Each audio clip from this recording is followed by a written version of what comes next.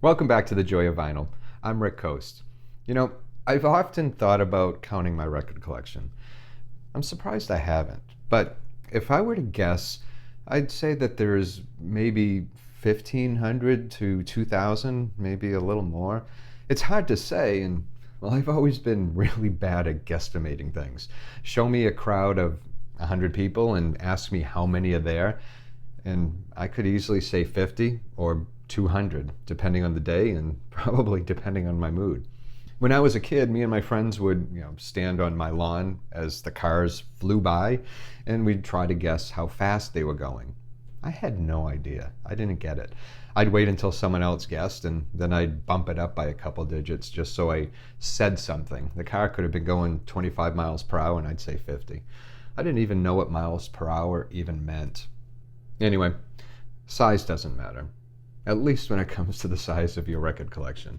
But of all the records in my cabinet and the overflow shelves in a separate part of the house, what records make it back to my turntable more than others?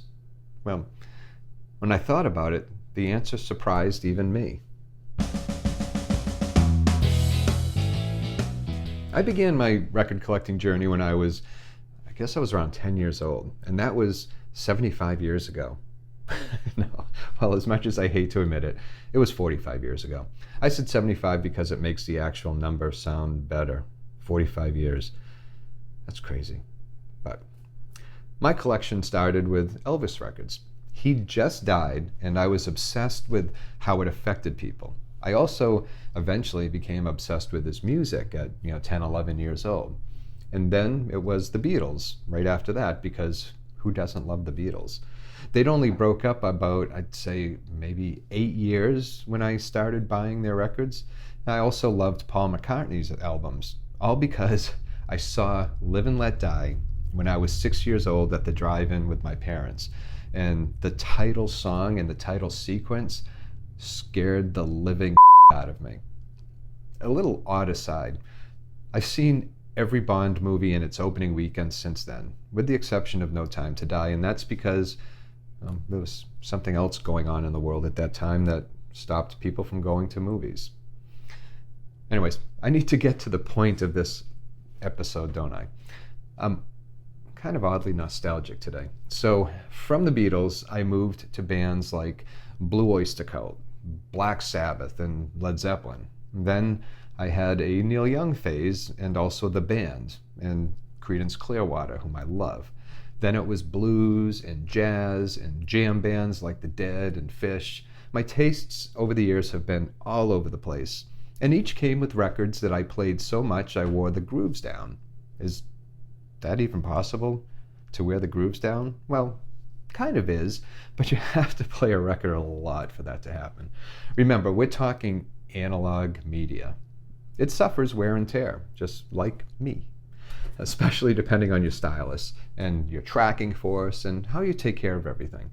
I swear this happened to my original copy of Deep Purple's 1984 album, Perfect Strangers.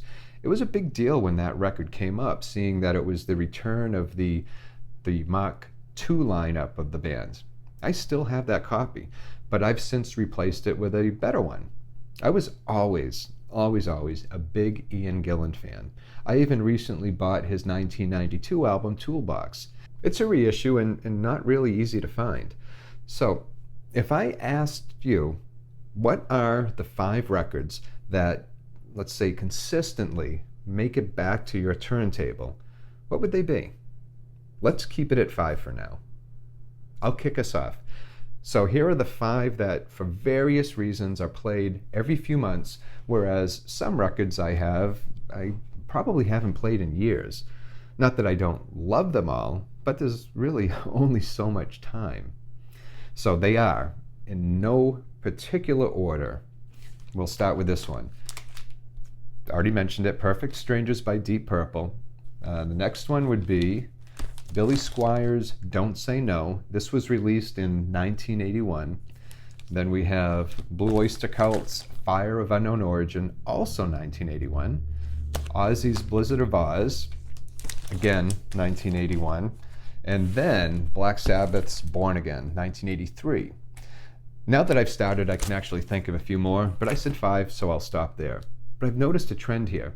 All these records, and even the ones I would have included if this were a top 10 list, were released between the years 1981 and 1984. It's not my favorite space of time when it came to music, but those were my formative high school years. It's a time when music was really my only friend, to steal a line from Jim Morrison.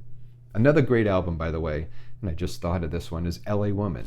That's another one. But I said 5, so I'll just stick with these 5 right here. Now, I could go into why each one of these albums is special to me, but every one of those stories would require its own video. So maybe someday I'll do that. But I do want to bring this one up. Born Again by Black Sabbath. Now, this one, if you're a Sabbath fan, might surprise you, or some of you that are watching who remember when this came out. You either love this album or you hate it. I'm not sure that there's a middle ground here. I think it's typically placed near the bottom of many Sabbath album ranking charts for folks who like the band and want to rank their albums. Those charts are strange if you ever check them out. Of course, they're subjective, and some of them are really all over the place. So where would I rank this one in the Sabbath discography? I'd put it in the top 10, maybe around 10. I don't know. I'm really biased when it comes to this album. But yeah, some fans hate this album. The cover itself has often been cited as being one of the worst covers ever made. It was based off of an old magazine cover. It's also the one and only appearance of Ian Gillan on lead vocals. Now, he was from Deep Purple. Remember Smoke in the Water? Well, this lineup here gets a lot of flack from fans, as does the production values, but it still doesn't stop me from enjoying it. This lineup was also my very first concert. That was November 6th, 1983 in Portland, Maine. I remember it well. Quiet Riot actually opened for them, which I guess in a sense makes Quiet Riot the first band I ever saw perform live. That's a little bit scary.